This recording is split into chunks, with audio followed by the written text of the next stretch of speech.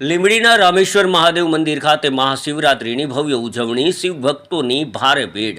લીંબડી શહેર ખાતે આવેલા પ્રસિદ્ધ રામેશ્વર મહાદેવ મંદિર ખાતે મહાશિવરાત્રિના પાવન પર્વ નિમિત્તે આજે વહેલી સવારથી જ શિવ ભક્તોની ભારે ભીડ ઉમટી પડી હતી। ભગવાન ભોળાનાથની આરાધનામાં લીન થયેલા ભક્તોએ પૂજા અર્ચના કરી અને ભવ્ય દીપમાળાના દર્શન કરી આધ્યાત્મિક આનંદની અનુભૂતિ કરી હતી।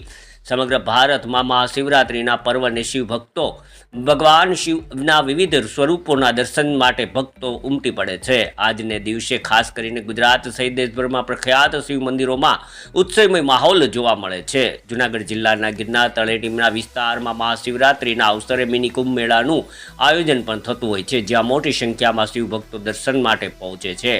એવી જ રીતે સૌરાષ્ટ્રના અનેક મોટા મંદિરો અને પ્રસિદ્ધ શિવ મંદિરોમાં પણ આજના દિવસે ભક્તોની ભારે આવક જોવા મળી રહી છે। સુરેન્દ્રનગર જિલ્લાના લીંબડી મુકામે આવેલા રામેશ્વર મહાદેવ મંદિરમાં પણ મહાશિવરાત્રિના પાવન પર્વ નિમિત્તે વિશેષ આયોજન કરવામાં આવ્યું હતું। મંદિરમાં ભવ્ય દીપમાળાનું આયોજન કરાયું હતું, તેમજ ભગવાન શિવના અર્પણ કરાયેલા પ્રસાદ ભક્તોમાં વહેંચવામાં આવ્યો હતો।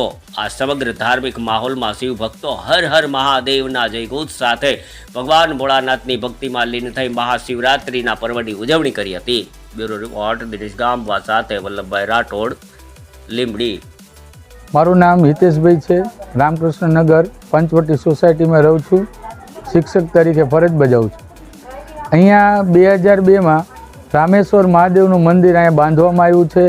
બધા સાથ અને સહકાર રામકૃષ્ણનગર આખું જે છે એમાં બધી સોસાયટીઓ ભેગા મળી અને ફાળો નોંધી અને રામેશ્વર મહાદેવની સ્થાપના કરી છે।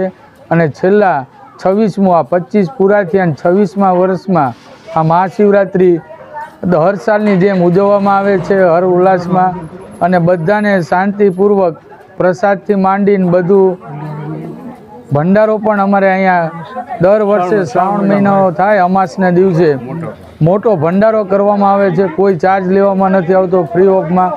બધાનો આ વડીલોનો સાથ સહકાર, ઘનુભાથી માંડીને ચત્રોલા સાહેબથી માંડીને બધાનો સાથ સહકારને કારણે ભંડારો પણ અહીંયા શ્રાવણ મહિનાને અમાસને દિવસે કરવામાં આવે છે। કોઈ ચાર્જ લેવામાં નથી આવતો, યથાશક્તિ પ્રમાણે બધાને લેવામાં આવે છે।